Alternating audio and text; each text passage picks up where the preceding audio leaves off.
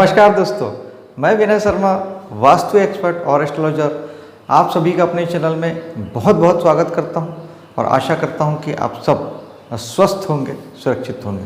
दोस्तों, आज हम बात करते हैं अगस्त के महीने में आपके राशिफल की, यानी मेष लग्न, मेष राशि जिनके भी लग्न में पड़ती है उसे हम मेष लग्न कहेंगे, उनके लिए अगस्त का महीना क्या लेके आया है। दोस्तों, सबसे पहले और सबसे महत्वपूर्ण होता है आपका लग्न, यानी आपका पहला भाव, कुंडली का पहला भाव। वहाँ पर गुरु बैठे हैं और राहु बैठे हुए हैं, और गुरु और राहु मिलके गुरु चंडाल योग बनाते हैं। लेकिन इसका एक बहुत बहुत फायदेमंद उपयोग भी है दोस्तों। गुरु चंडाल योग केवल खराब होता है ऐसा बिल्कुल भी नहीं है। जो लोग भी गुरु के प्रोफेशन में हैं, यानी आप टीचर हैं, आप किसी प्रकार के टीचर हैं, यानी आप धार्मिक काम करते हैं, पूजा पाठ आदि करते हैं, धार्मिक संस्थाएं आप चलाते हैं, किसी प्रकार के कर्मकांड से आप जुड़े हुए हैं, इसके अलावा आप अगर प्रवचन आदि देते हैं, किसी भी प्रकार के आप ज्ञान, किसी भी रूप से आप ज्ञान बांटने का काम करते हैं, कंसल्टेंसी देते हैं आप किसी भी रूप में, तो ये बृहस्पति के काम हो गए। तो ये बृहस्पति के कामों को राहु जो होता है वो कामों को बढ़ाता है, स्पॉन्ड करता है, विस्तार देता है, ये इसका यूटिलाइजेशन भी है। तो अगर आप अपने कामों को बहुत बड़ा करके करेंगे, विस्तार करके करेंगे, तो यही राहु आपको अपार सफलता देने वाला बन जाएगा। आपके कामों में अपार सफलता मिलेगी दोस्तों। या आप कोई भी काम क्यों ना करते हो, राहु का जो समय होता है वो विस्तार का होता है। आप कामों को बड़ा कीजिए, जो कर रहे हैं उसी को आप विस्तार दीजिए और उस काम पे पूरा भरोसा रखिए। क्योंकि राहु बेसिक रूप से प्रॉब्लम क्या देते हैं कि राहु जो होते हैं वो हमारे मन को भटकाते हैं, भ्रम पैदा करते हैं, इल्यूजन पैदा करते हैं, और हमें जो नहीं है उसके पीछे हमें भगाते हैं, हमें दौड़ाते हैं।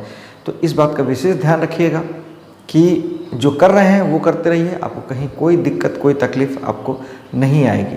राहु मेडिटेशन भी है, मेडिटेशन कीजिएगा, बहुत अच्छे रिजल्ट आपको आएंगे।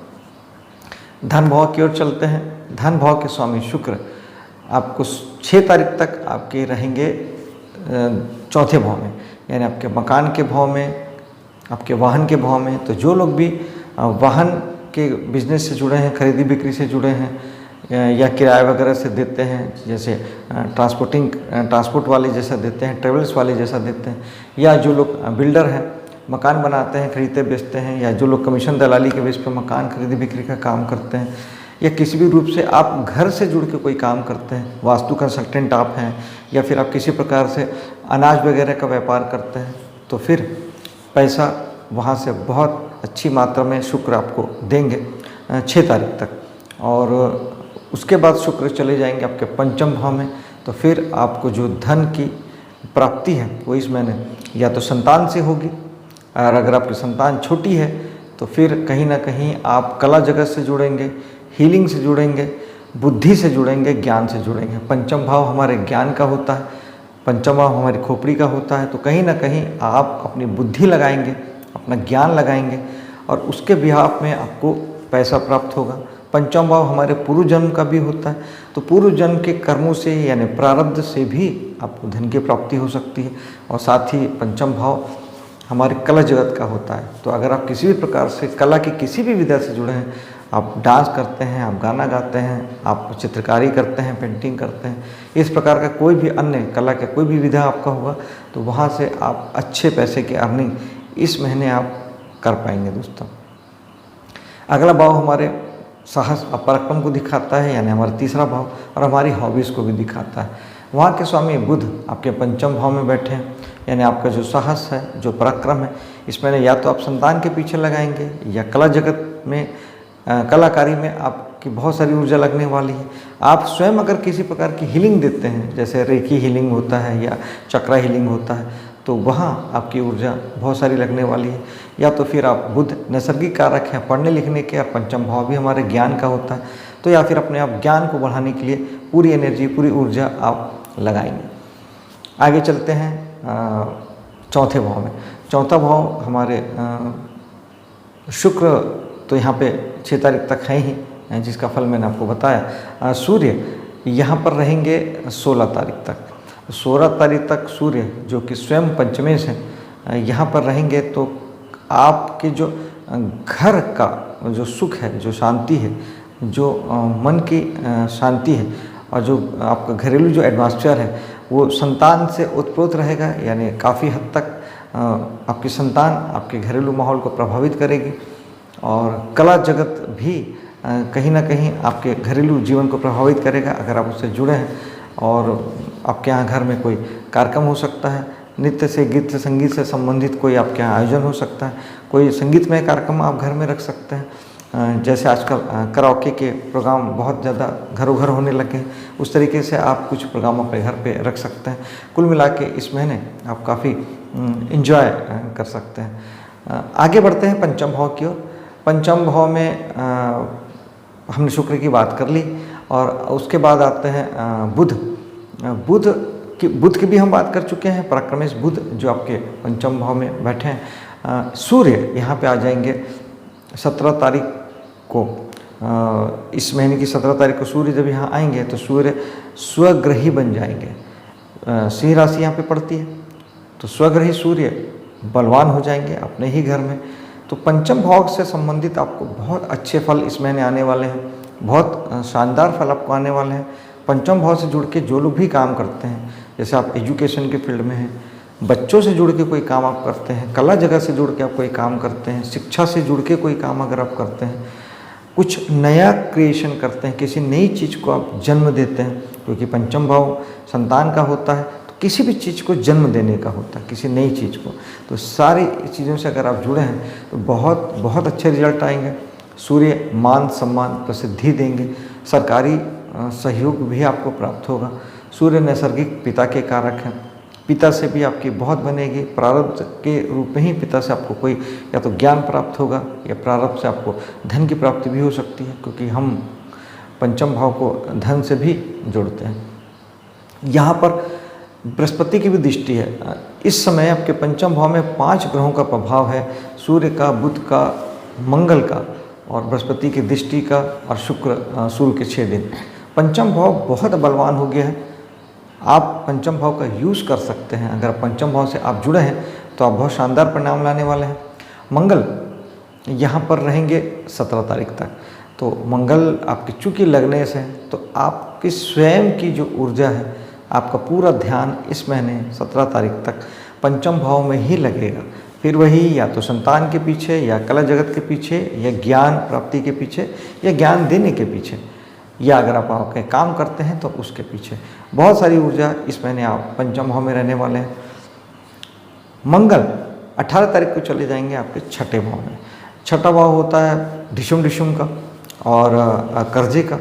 तो लग्नेश का 6ठे भाव में जाना आपको कर्ज के लिए प्रेरित कर सकता है। मंगल यहाँ पर प्रतिस्पर्धा में आपको जीत भी दिलाते हैं, यानी कंपटीशन में आप जीतते हैं, क्योंकि मंगल साहस के कारक है, लड़ाई झगड़े के कारक है। तो वो आपको कहीं ना कहीं जीत देते हैं, लेकिन आपको लड़ाई झगड़े और वाद विवाद के लिए प्रेरित भी करते हैं। तो थोड़ा सा ध्यान देंगे और वाद विवाद, अनावश्यक वाद विवादों को टालेंगे। बाकी जहाँ आपकी प्रतिस्पर्धा है वहाँ निश्चित ही मंगल आपको जिताने वाले हैं।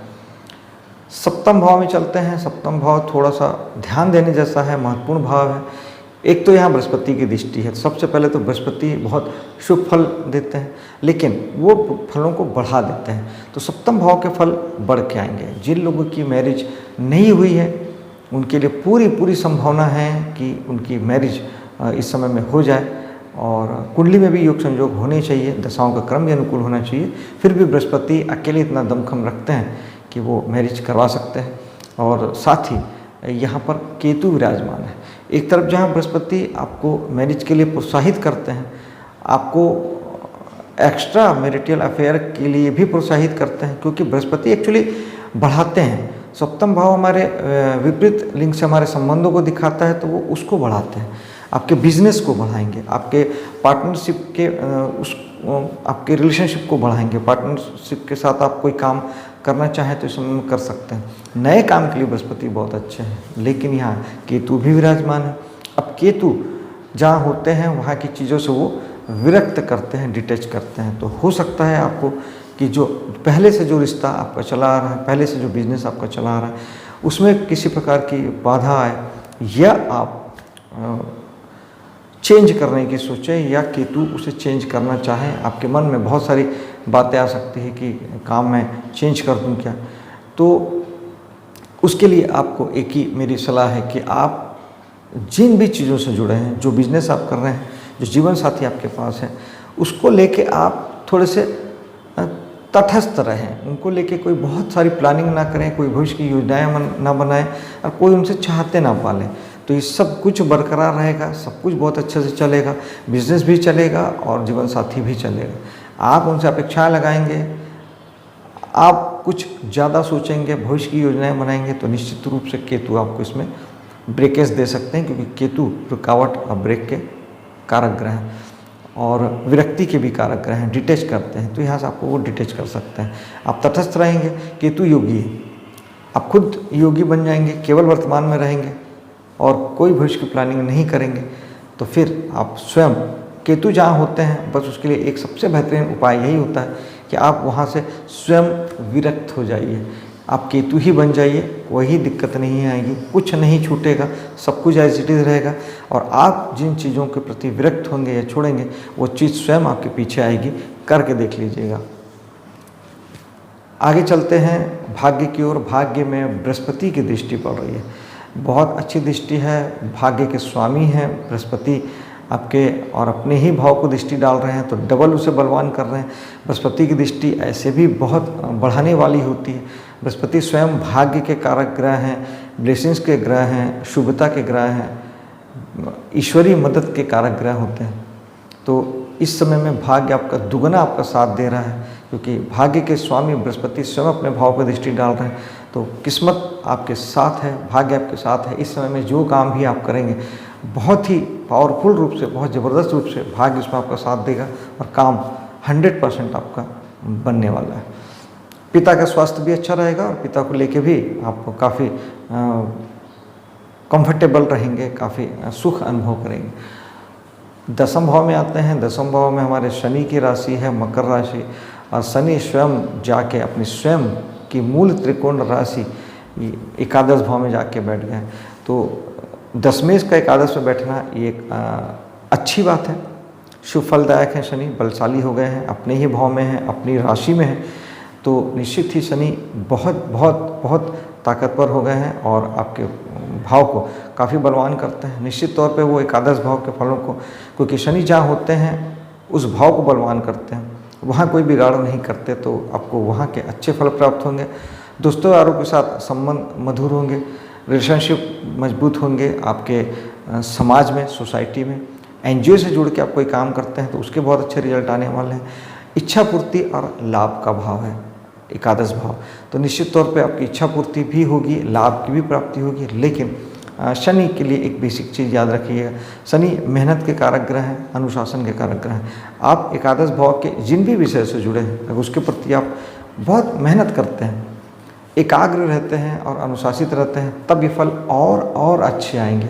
तो बेहतर फल के लिए बहुत ज़रूरी है कि आप मेहनती रहें। शनि जहाँ से जुड़ते हैं वहाँ एक ही चीज़ आपसे चाहते हैं, मेहनत। और 12वें भाव अंतिम भाव की ओर चलते हैं, हमारे खर्च की ओर। तो वहाँ के स्वामी बृहस्पति हैं, तो और वो लग्न में बैठे हैं, तो निश्चित ही आपसे कुछ खर्चों की उम्मीद तो उस समय में वो करते हैं और आपसे करा भी रहेंगे।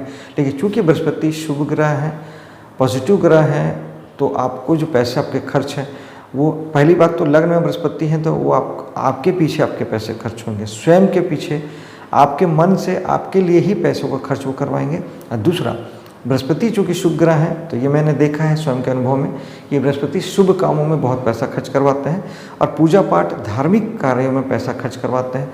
गुरु के पीछे पैसे आपके खर्च हो सकते हैं और आप पैसों का खर्चा लोगों की मदद करने के लिए, हेल्प करने के लिए कर सकते हैं, और ऐसा ही बृहस्पति करवाते हैं। दोस्तों, मेरे वीडियो को लाइक शेयर कीजिएगा, मेरे चैनल को सब्सक्राइब कीजिएगा। मिलता हूँ आपसे अगले वीडियो में, तब तक के लिए जय हिंद।